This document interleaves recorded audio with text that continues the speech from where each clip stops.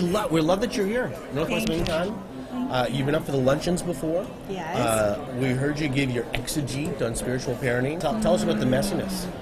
Well, it's messy because life is messy. We have imperfect kids. We have imperfect parents. Parenting imperfect kids, that's going to be messy. And I always say that whenever you put the word spiritual with anything, we think we're using the word like perfect. So I always say spiritual parenting isn't perfect parenting.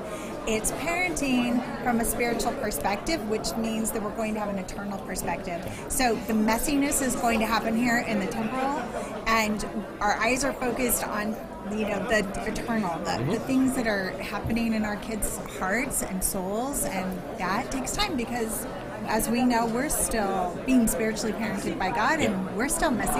Thank goodness we're still in process. I know. Oh, but I love your spiritual amnesia stuff as well. Children are very open about their spiritual amnesia, and what I mean by that is you forget who you are. You forget that you've been redeemed and bought with a price, and that God has a place for you in this story, and that we've been invited, grafted in by grace.